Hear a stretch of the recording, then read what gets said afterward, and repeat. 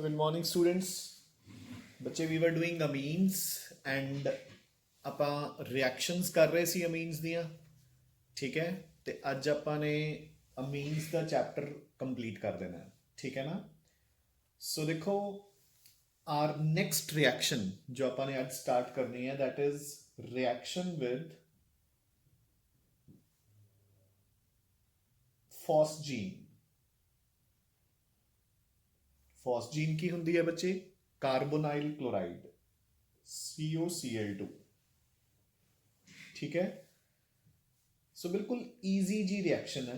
देखो होएगा कि सो फर्स्टली वील डिस्कस कि how will 1 degree amines react with phosgene, ठीक है ना। सो की होएगा, so this is your primary amine, कोई भी 1 degree amine, for example CH3NH2, clear।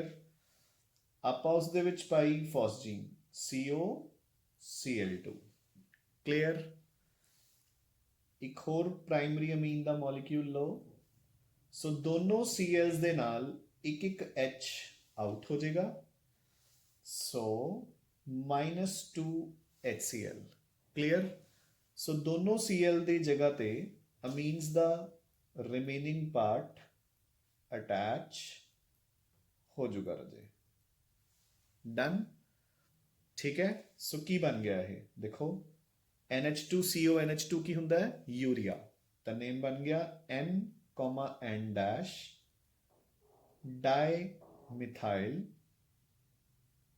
Dimethyl urea, ठीक है।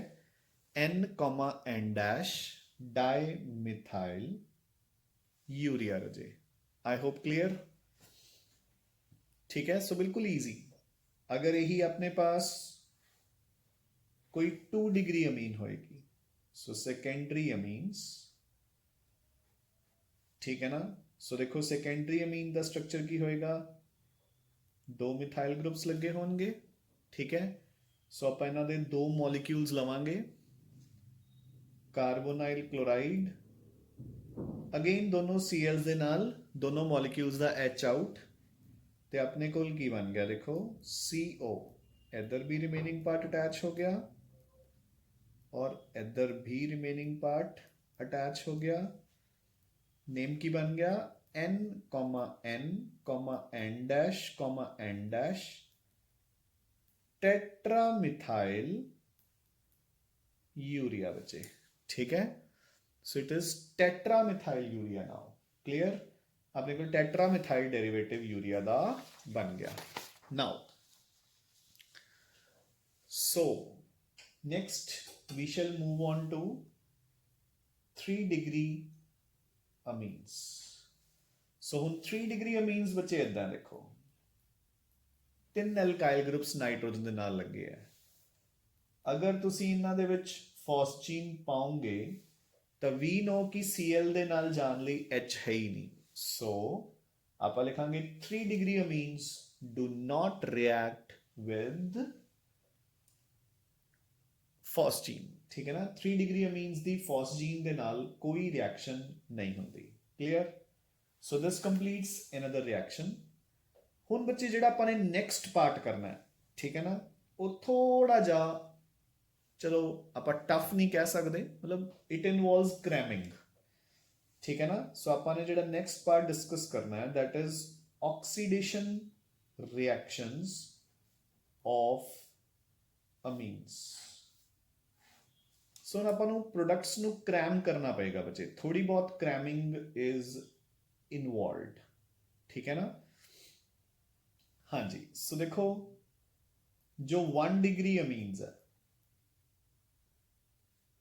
ठीक है ना, 1 डिग्री अमीन्स नो अगर तुसी ऑक्सीडाइज करोगे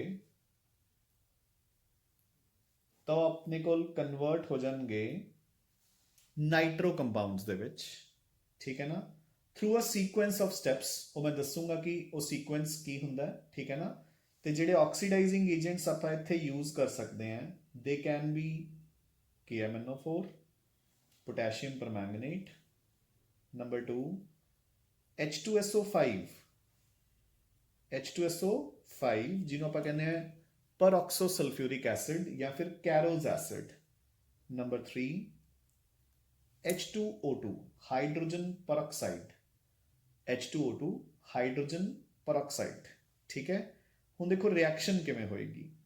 ਆਪਣੇ ਕੋਲ ਕੋਈ ਵੀ 1 ਡਿਗਰੀ ਅਮੀਨ ਹੈ, ਠੀਕ ਹੈ, ਤੁਸੀਂ ਇਹਨਾਂ ਵਿੱਚੋਂ ਕੋਈ ਵੀ ਆਕਸੀਡਾਈਜ਼ਿੰਗ ਏਜੰਟ ਪਾ ਰਹੇ ਹੋ ਤਾਂ ਆਕਸੀਡੇਸ਼ਨ ਹੋ ਕੇ ਪਹਿਲਾਂ ਦੇਖੋ ਕੀ ਹੋਏਗਾ, ਇਹ ਆਕਸੀਜਨ ਸਿੰਪਲੀ ਜਾ ਕੇ ਐਡ ਹੋ ਜੂਗੀ।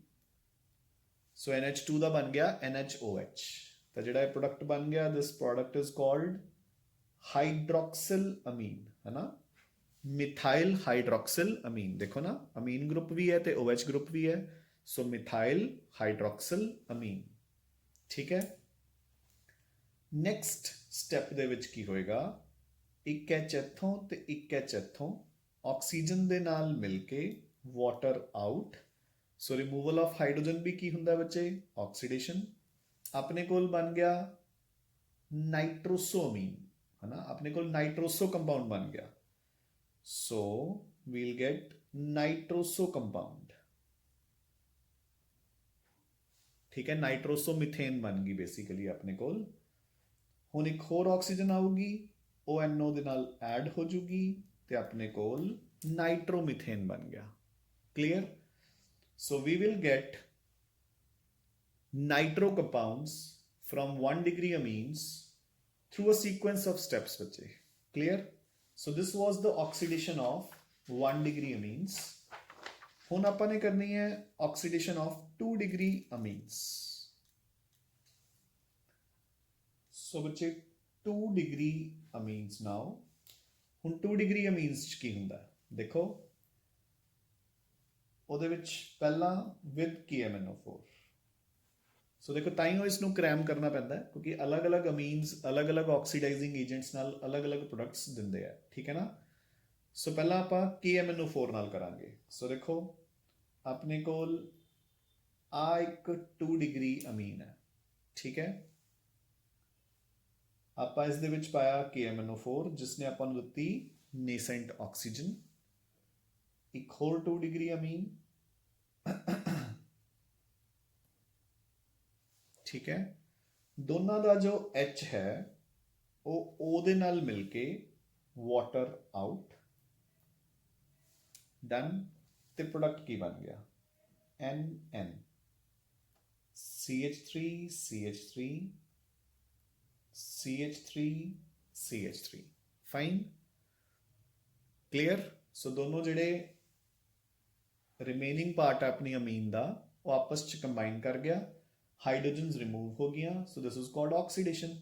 ਠੀਕ ਹੈ ਨਾ, ਇਸ ਪ੍ਰੋਡਕਟ ਦਾ ਨਾਮ ਕੀ ਹੈ, ਹਾਂਜੀ NH2। NH2 ਕੀ ਹੁੰਦਾ ਹੈ ਦੇਖੋ ਬੱਚੇ, NH2-NH2 ਇਹ ਕੀ ਹੁੰਦਾ ਹੈ, ਹਾਈਡਰਾਜ਼ੀਨ। ਤਾਂ ਬੇਸਿਕਲੀ ਮੈਂ ਹਾਈਡਰਾਜ਼ੀਨ ਦੇ ਚਾਰੋਂ H ਹਟਾ ਕੇ ਮਿਥਾइल ਗਰੁੱਪਸ ਲਗਾਤੇ। ਸੋ ਨੇਮ ਬਣ ਗਿਆ ਟੈਟਰਾਮਿਥਾइल ਹਾਈਡਰਾਜ਼ੀਨ, ਟੈਟਰਾਮਿਥਾइल ਹਾਈਡਰਾਜ਼ੀਨ। Fine enough. ਠੀਕ ਹੈ, ਹੁਣ ਦੇਖੋ ਇਹੀ ਅਗਰ ਮੈਂ ਆਕਸੀਡਾਈਜ਼ਿੰਗ ਏਜੰਟ ਯੂਜ਼ ਕੀਤਾ ਹੁੰਦਾ H2SO5 ਜਾਂ H2O2, ਉਹਦੇ ਨਾਲ ਕੀ ਹੋਣਾ ਸੀ। ਸੋ this is my 2 degree Amin. ਮੈਂ ਇਸ ਨੂੰ ਨੇਸੈਂਟ ਆਕਸੀਜਨ ਪ੍ਰੋਵਾਈਡ ਕੀਤੀ ਇਹਨਾਂ ਦੋਨੋਂ ਆਕਸੀਡਾਈਜ਼ਿੰਗ ਏਜੰਟਸ ਦੇ ਥਰੂ। ਇਹ ਨੇਸੈਂਟ ਆਕਸੀਜਨ ਸਿੰਪਲੀ ਜਾ ਕੇ ਬੱਚੇ ਐਡ ਹੋ ਜੂਗੀ ਨਾਈਟ੍ਰੋਜਨ ਔਰ ਹਾਈਡਰੋਜਨ ਦੇ ਵਿਚਾਲੇ, ਤੇ ਜਿਹੜਾ ਆਪਣੇ ਕੋਲ ਪ੍ਰੋਡਕਟ ਬਣ ਜਾਊਗਾ ਉਹ ਕੀ ਬਣ ਜਾਊਗਾ, ਇੱਕ ਹਾਈਡਰੋਕਸਿਲ ਅਮੀਨ। ਸੋ ਆਪਾਂ ਇਸ ਨੂੰ ਲਿਖਾਂਗੇ ਡਾਈਮਿਥਾइल ਹਾਈਡਰੋਕਸਿਲ ਅਮੀਨ। ਕਲੀਅਰ? ਸੋ ਜਿਹੜੀਆਂ 2 ਡਿਗਰੀ ਅਮੀਨਸ ਨੇ KMNO4 ਦੇ ਨਾਲ ਦੇ ਰਹੀਆਂ ਨੇ ਟੈਟਰਾ ਐਲਕਾਈਲ ਹਾਈਡਰਾਜ਼ੀਨਸ, ਔਰ H2SO5 ਜਾਂ H2O2 ਦੇ ਨਾਲ ਬੱਚੇ ਉਹ ਦੇ ਰਹੀਆਂ ਨੇ hydroxyl amines. Done, I hope. Clear? Now the third. So 3 degree amines. So ਹੁਣ 3 ਡਿਗਰੀ ਅਮੀਨਸ ਨਾਲ ਕੀ ਹੋਗਾ, ਬਿਲਕੁਲ ਸਿੰਪਲ ਹੈ। ਚਾਹੇ ਕੋਈ ਵੀ ਆਕਸੀਡਾਈਜ਼ਿੰਗ ਏਜੰਟ ਆਪਾਂ ਪਾਈਏ, ਬਟ ਇੱਕ ਚੀਜ਼ ਧਿਆਨ 'ਚ ਰੱਖਣੀ ਹੈ, KMnO4 ਦੇ ਨਾਲ 3 ਡਿਗਰੀ ਅਮੀਨਸ ਦੀ ਕੋਈ ਰਿਐਕਸ਼ਨ ਨਹੀਂ। However, they can be oxidized by H2SO5, H2O2 ਜਾਂ ਫਿਰ ozone। ਹੁੰਦਾ ਕੀ ਹੈ? So this is your 3 degree amine। ठीक है, clear? Nascent oxygen ਆਊਗੀ, fine, from the oxidizing agent। ਇਹ ਆਪਣੀ nascent oxygen ਨੂੰ nascent oxygen ਦੇ ਨਾਲ ਆਪਣੇ lone pair ਨੂੰ coordinate ਕਰ ਲੂਗੀ। ਸੋ ਆ ਮੇਰੇ ਕੋਲੇ ਪ੍ਰੋਡਕਟ ਬਣ ਗਿਆ ਜਿਨ੍ਹਾਂ ਨੂੰ ਆਪਾਂ ਬੋਲਦੇ ਹਾਂ N oxides। ਠੀਕ ਹੈ, ਸੋ 3 degree amines will give N oxides ਬੱਚੇ। clear? done। so this completes the oxidation of 3 degree amines। now we shall move on to the oxidation of aniline ਬੱਚੇ। ਠੀਕ ਹੈ ਨਾ? ਸੋ ਦੇਖੋ ਆਪਣੇ ਕੋਲ ਐਨਿਲੀਨ ਹੈ, ਠੀਕ ਹੈ। ਅਗਰ ਆਪਾਂ ਉਸਨੂੰ ਪੋਟੈਸ਼ੀਅਮ ਡਾਈਕ੍ਰੋਮੇਟ ਦੇ ਨਾਲ ਕੰਟਰੋਲਡ ਵੇ ਨਾਲ ਆਕਸੀਡਾਈਜ਼ ਕਰਾਂਗੇ, ਸੋ if it is controlled oxidation, ਠੀਕ ਹੈ, ਫਿਰ ਤਾਂ ਕੀ ਹੋਏਗਾ? ਸੇਮ ਪ੍ਰੋਡਕਟ ਬਣੇਗਾ ਜੋ ਆਪਣਾ ਫਿਨੋਲ ਨਾਲ ਬਣਿਆ ਸੀ, ਯਾਦ ਹੈ? ਪੈਰਾਬੈਂਜ਼ੋਕੁਇਨੋਨ। ठीक है, दिस इज कॉल्ड पैराबेंजोक्विनोन। ठीक है ना? सो अपने को एक कंट्रोल्ड जे ऑक्सीडेशन करांगे तो विल गेट पैराबेंजोक्विनोन बच्चे। हाउएवर अगर तुसी कंटिन्यूड ऑक्सीडेशन करोगे अनकंट्रोल्ड, ठीक है ना, लगातार, तो अपने को सिर्फ और सिर्फ एक ਬਲੈਕ ਰੈਸੀਡਿਊ ਬਚ ਜੂਗਾ ਜਿਸ ਤੋਂ ਆਪਾਂ ਡਾਈ ਦਾ ਕੰਮ ਲੈਂਦੇ ਹਾਂ, and that is known as aniline black. ਠੀਕ ਹੈ, that is called aniline black ਬੱਚਿਓ। clear enough? ਠੀਕ ਹੈ, done I hope। now so ਹੁਣ ਆਪਾਂ ਮੂਵ ਕਰਦੇ ਹਾਂ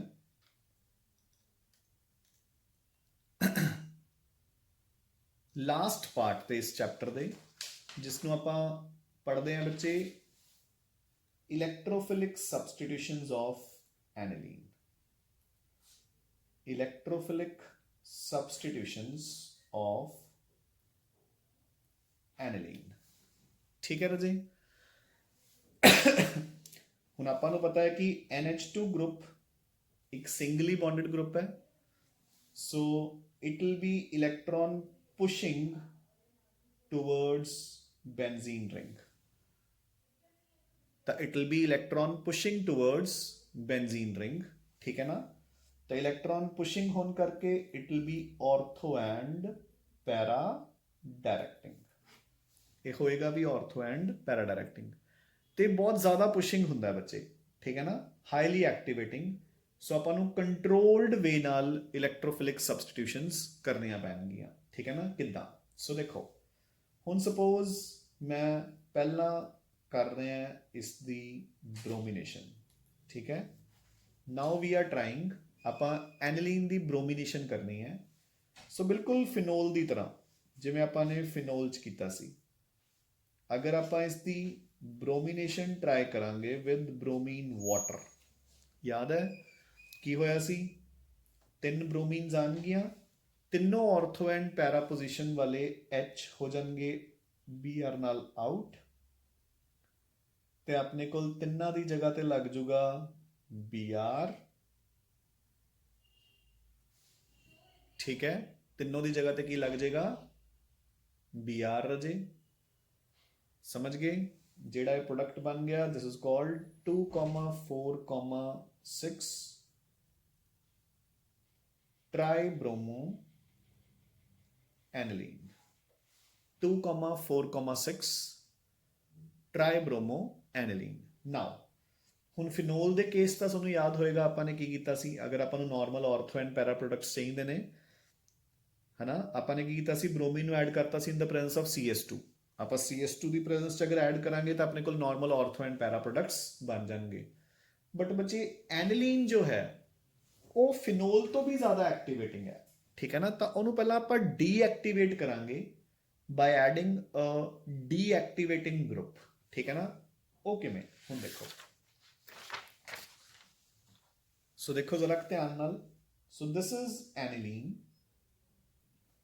ਅਗਰ ਮੈਨੂੰ normal ortho and para products ਚਾਹੀਦੇ ਆ ਤਾਂ ਪਹਿਲਾਂ ਮੈਂ ਇਸ ਨੂੰ ਡੀਐਕਟੀਵੇਟਿੰਗ ਕਰੂੰਗਾ ਬਾਈ ਟਰੀਟਿੰਗ ਵਿਦ ਐਸੀਟਾਈਲ ਕਲੋਰਾਈਡ ਜਾਂ ਐਨਹਾਈਡਰਾਈਡ।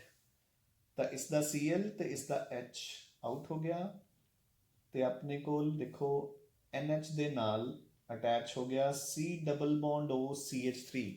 ਹੁਣ ਬੱਚੇ ਉਹ ਡਬਲੀ ਬੌਂਡਡ ਗਰੁੱਪ ਹੈ, ਤਾਂ ਉਹ ਡਿਊ ਟੂ ਰੈਜ਼ੋਨੈਂਸ ਨਾਈਟ੍ਰੋਜਨ ਦੇ ਲੋਨ ਪੇਅਰ ਨੂੰ ਆਪਦੇ ਵੱਲ ਖਿੱਚ ਲੂਗਾ, ਠੀਕ ਹੈ ਨਾ। ਤਾਂ ਆਪਣੇ ਕੋਲ ਇੱਕ ਡੀਐਕਟੀਵੇਟਿੰਗ ਗਰੁੱਪ ਹੋ ਗਿਆ, ਜਿਹੜਾ ਕਿ ਹੁਣ ਐਨਿਲੀਨ ਦੇ ਲੋਨ ਪੇਅਰਸ ਨੂੰ ਆਪਦੇ ਵੱਲ ਖਿੱਚ ਰਿਹਾ ਇਲੈਕਟ੍ਰੋਨਸ ਨੂੰ। ਦੇਖੋ ਨਾ, ਨਾਈਟ੍ਰੋਜਨ ਅਮੀਨ ਗਰੁੱਪ ਨੇ ਇਲੈਕਟ੍ਰੋਨਸ ਨੂੰ ਨੀਚੇ ਨੂੰ ਪੁਸ਼ ਕਰਨਾ ਸੀ, ਉਹ ਇਲੈਕਟ੍ਰੋਨਸ ਨੂੰ ਆਪਦੇ ਵੱਲ ਪੁੱਲ ਕਰ ਰਿਹਾ, ਤਾਂ ਉਹਦੇ ਇਫੈਕਟ ਨੂੰ ਉਹ ਘੱਟ ਕਰ ਰਿਹਾ। ਸੋ ਆਪਾਂ ਨੇ ਡੀਐਕਟੀਵੇਟ ਕਰਤਾ। ਹੁਣ ਤੁਸੀਂ ਇਹਦੇ ਵਿੱਚ ਬ੍ਰੋਮੀਨ ਪਾਓ, ਠੀਕ ਹੈ। ਤਾਂ ਜਿਹੜੀ ਉਹ ਬ੍ਰੋਮੀਨ ਹੈ ਬੱਚੇ, ਉਹ ਨਾਰਮਲੀ ਜਿੱਦਾਂ ਅਟੈਚ ਹੁੰਦੀ ਹੈ ਆਰਥੋ ਜਾਂ ਪੈਰਾ ਪੋਜੀਸ਼ਨ ਤੇ, ਉੱਥੇ ਜਾ ਕੇ ਅਟੈਚ ਹੋ ਜੂਗੀ। ਸੋ ਹੋ ਗਈ ਕਲੀਅਰ। ਹੁਣ ਆਪਣੇ ਕੋਲ ਆਪਣੇ normal ortho and para products ਬਣ ਗਏ। ਹੁਣ ਆਪਾਂ ਇਸ ਨੂੰ ਕੀ ਕਰ ਦਾਂਗੇ, ਹਾਈਡਰੋਲਾਈਜ਼। ਸੋ ਵਾਟਰ ਦੇ OH ਦੇ ਨਾਲ ਮਿਲ ਕੇ CH3CO ਤਾਂ ਇਸ ਫਾਰਮ ਚ ਬਾਹਰ ਨਿਕਲ ਗਿਆ। ਜਿਹੜਾ ਵਾਟਰ ਦਾ H ਹੈ ਉਹ NH ਦੇ ਨਾਲ ਲੱਗ ਗਿਆ। ਸੋ ਆਪਣੇ ਕੋਲ normal ortho and para bromo aniline form ਹੋ ਗਈ। ਕਲੀਅਰ। ਸੋ ਆਪਾਂ ਆਪਣਾ ਟਾਸਕ ਅਚੀਵ ਕਰ ਲਿਆ ਬੱਚੇ, ਠੀਕ ਹੈ ਨਾ। So we have prepared normal ortho and para bromo aniline. I hope fine, clear. Now let's move on to the next electrophilic substitution, that is nitration. ਸੋ ਬੱਚੇ ਨਾਈਟ੍ਰੇਸ਼ਨ ਦੇ ਵਿੱਚ ਵੀ ਇੱਕ ਐਕਸੈਪਸ਼ਨਲ ਬਿਹੇਵੀਅਰ ਹੈ ਨਾ।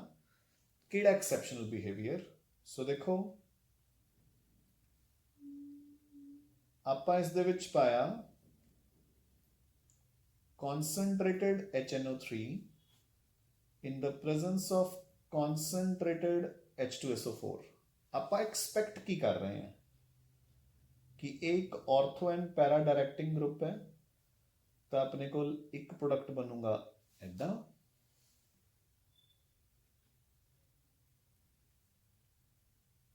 ਇੱਕ ਪ੍ਰੋਡਕਟ ਬਣੂਗਾ ਇੱਦਾਂ ਪੈਰਾ ਨਾਈਟ੍ਰੋ।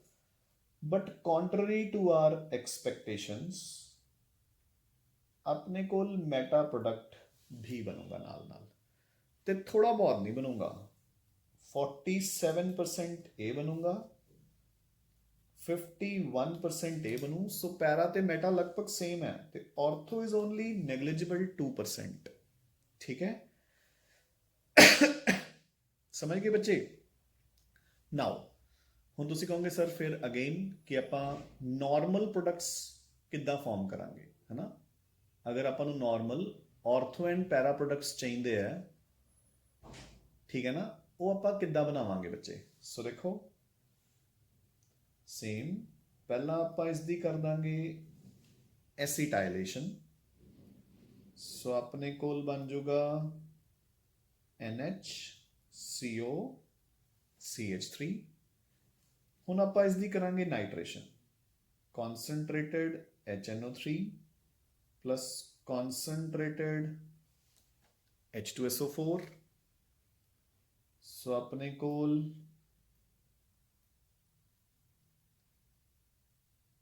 ਆਰਥੋ ਨਾਈਟ੍ਰੋ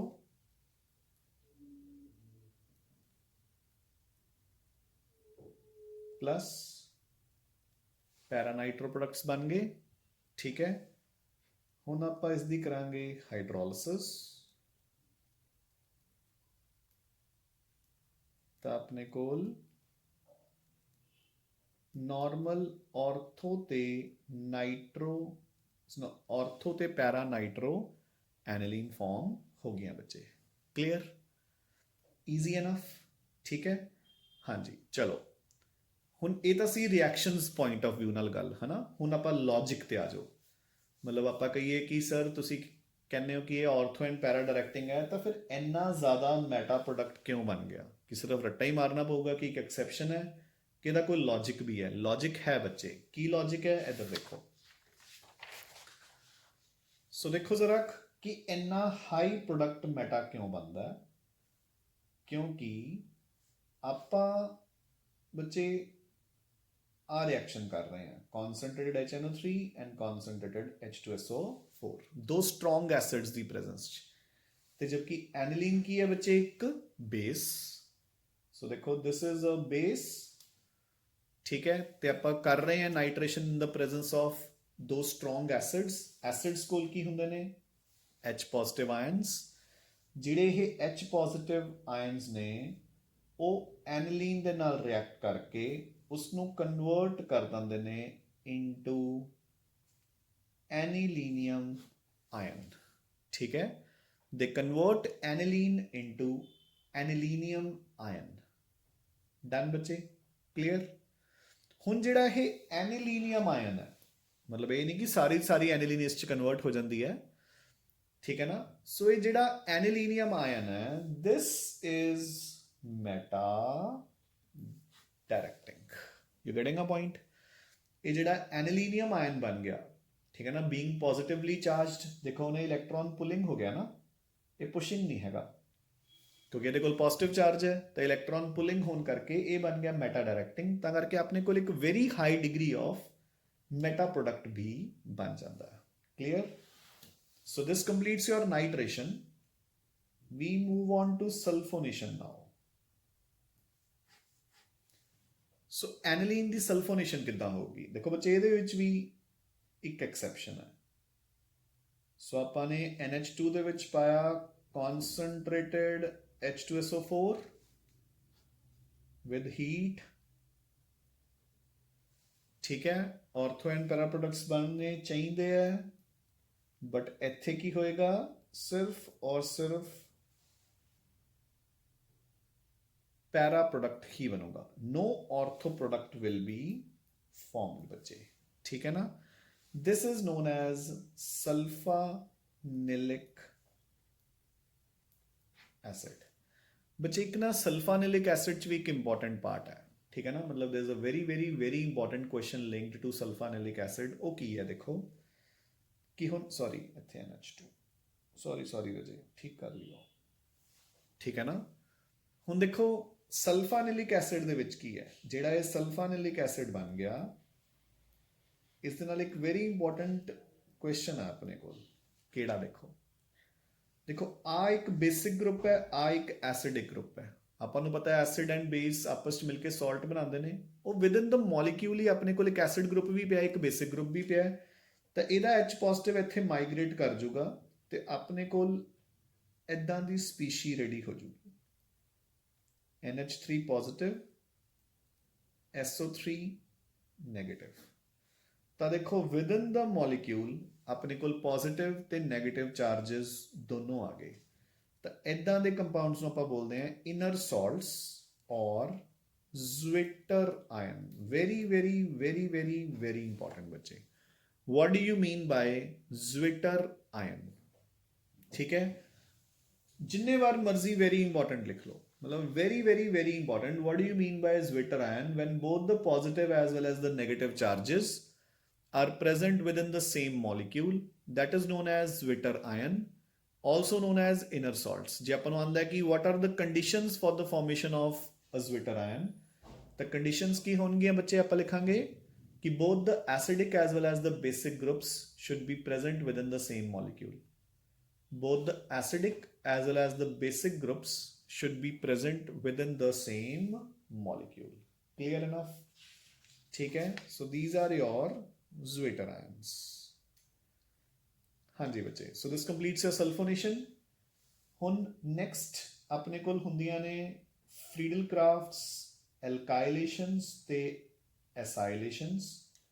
ਉਹ दोनों रिएक्शंस एनिलीन शो नहीं करती, ठीक है ना फ्रीडल क्राफ्ट्स एल्काइलेशन शो करे ਤੇ ਨਾ फ्रीडल क्राफ्ट्स एसाइलेशन। ਉਹਦਾ ਰੀਜ਼ਨ ਹੈ, ਦੇਖੋ ਇੰਨਾ ਐਕਟੀਵੇਟਿੰਗ ਹੋਣ ਦੇ ਬਾਵਜੂਦ ਵੀ ਉਹ ਕਿਉਂ ਨਹੀਂ ਸ਼ੋ ਕਰਦੇ, ਕਿਉਂਕਿ ਜਦੋਂ ਆਪਾਂ ਐਲਕਾइलेशन ਜਾਂ ਐਸਾइलेशन ਕਰਾਂਗੇ ਤਾਂ ਦੇਖੋ ਜਾਂ ਤਾਂ ਆਪਾਂ ਪਾਵਾਂਗੇ ਵਿੱਚ ਐਲਕਾइल ਹਲਾਈਡ ਜਾਂ ਪਾਵਾਂਗੇ acid chloride in the presence of AlCl3, ठीक है। ਹੁਣ ਬੱਚੇ एनिलीन की है एक ल्यूइस बेस, AlCl3 की है एक ल्यूइस एसिड, ठीक है। ये दोनों आपस च ही रिएक्ट कर जाएंगे, जेड़ा NH2 ਦਾ ਲੋਨ ਪੇਅਰ ਹੁੰਦਾ, ठीक है ना, ਉਹ ਲੋਨ ਪੇਅਰ ਉਹ AlCl3 ਨੂੰ ਕੀ ਕਰ ਦੂਗਾ, ਕੋਆਰਡੀਨੇਟ, ठीक है ना। देखो ਜਿਹੜਾ ਲੋਨ ਪੇਅਰ ਹੈ, ਦੇਖੋ ਐਲੂਮੀਨੀਅਮ ਕੋਲ 2 ਇਲੈਕਟ੍ਰॉन्स ਦੀ ਘਾਟ ਹੈ, ਨਾਈਟ੍ਰੋਜਨ ਕੋਲ 2 ਇਲੈਕਟ੍ਰॉन्स ਫालतू ਹੈ, ਉਹ ਆਪਣੇ ਦੋਨੋਂ ਇਲੈਕਟ੍ਰॉन्स ਉਸ ਦੇ ਨਾਲ ਕੋਆਰਡੀਨੇਟ ਕਰ ਲੂਗਾ ਤੇ ਆਪਣੇ ਕੋਲ ਇੱਕ ਸਾਲਟ ਫਾਰਮ ਹੋ ਜਾਊਗਾ ਐਸਿਡ ਤੇ ਬੇਸ ਦੀ ਰਿਐਕਸ਼ਨ ਦੇ ਨਾਲ, NH2 ਪੋਜ਼ਿਟਿਵ AlCl3 ਨੈਗੇਟਿਵ। ਸੋ ਬੱਚੇ ਦੇਖੋ ਇਹ ਆਰਥੋ ਐਂਡ ਪੈਰਾ ਡਾਇਰੈਕਟਿੰਗ ਕਿਉਂ ਹੁੰਦਾ ਹੈ, due to the presence of these lone pairs ਜਿਹੜੇ ਇਹ ਇਲੈਕਟ੍ਰॉन्स ਨੀਚੇ ਪੁਸ਼ ਕਰਦਾ, ਠੀਕ ਹੈ ਨਾ। ਤਾਂ ਹੁਣ ਇਲੈਕਟ੍ਰॉन्स ਤਾਂ ਉਹਨੇ AlCl3 ਦੇ ਨਾਲ ਹੀ ਕੰਬਾਈਨ ਕਰ ਲਏ, ਠੀਕ ਹੈ ਨਾ। ਸੋ ਕੋਈ ਇਲੈਕਟ੍ਰॉन्स ਨਹੀਂ ਉਹਦੇ ਕੋਲ ਪੁਸ਼ ਕਰਨ ਲਈ, ਹੁਣ ਉਹ ਕੋਈ ਪੁਸ਼ਿੰਗ ਗਰੁੱਪ ਨਹੀਂ ਰਿਹਾ ਐਂਡ ਹੈਂਸ ਆਪਣੇ ਕੋਲ ਕੋਈ फ्रीडल क्राफ्ट्स एल्काइलेशन या एसाइलेशन एनिलीन शो नहीं करूगी। Fine, and this completes your amines, ठीक है। एंड विद दिस अपन 99.9% ऑर्गेनिक खत्म कर ली। Y that 0.1%? क्योंकि जस्ट एक ਲੈਕਚਰ ਮੈਨੂੰ ਚਾਹੀਦਾ ਹੋਗਾ ਈਥਰਸ ਤੇ ਡਾਇਜ਼ੋਨੀਅਮ ਸਾਲਟਸ ਲਈ, ਠੀਕ ਹੈ ਨਾ। ਛੋਟੇ ਜਿਹੇ ਟੌਪਿਕਸ ਉਹਨਾਂ ਦੇ ਵਿੱਚ ਰਿਐਕਸ਼ਨਸ ਆਪਾਂ ਨੇ ਸਾਰੀਆਂ ਕਵਰ ਕੀਤੀਆਂ ਹੀ ਹੋਈਆਂ, ਜਿਹੜੀ ਕੋਈ ਇੱਕ ਅੱਧੀ ਬਚੀ ਹੋਏਗੀ ਉਹ ਆਪਾਂ ਕਵਰ ਕਰਾਂਗੇ। ਬਟ ਉਸ ਤੋਂ ਪਹਿਲਾਂ ਆਪਾਂ ਕੱਲ ਸਟਾਰਟ ਕਰਾਂਗੇ ਬੱਚੇ ਬਾਇਓਮੋਲੀਕਿਊਲਸ। ਵੈਸੇ ਤਾਂ ਆਈ ਵਾਜ਼ ਪਲੈਨਿੰਗ ਕਿ ਅੱਜ ਹੀ ਸਟਾਰਟ ਕਰ ਲਈਏ, ਬਟ ਕਾਫੀ ਹੋ ਗਈਆਂ ਅੱਜ ਰਿਐਕਸ਼ਨਸ, ਠੀਕ ਹੈ ਨਾ। ਤਾਂ ਕੱਲ ਆਪਾਂ ਸਟਾਰਟ ਕਰਾਂਗੇ ਬੱਚੇ ਵਿਦ ਬਾਇਓਮੋਲੀਕਿਊਲਸ, ਠੀਕ ਹੈ। ਤੇ ਅੱਜ ਤੁਸੀਂ ਅਮੀਨਸ ਕਵਰ ਕਰ ਲੈਣੀ ਹੈ। Today it is Wednesday, so ਕੱਲ ਥਰਸਡੇ ਨੂੰ ਆਪਾਂ ਬਾਇਓਮੋਲੀਕਿਊਲਸ ਸ਼ੁਰੂ ਕਰਾਂਗੇ and Friday will be your test from amines, ठीक है। So keep preparing and keep revising. Thanks a lot, बच्चे।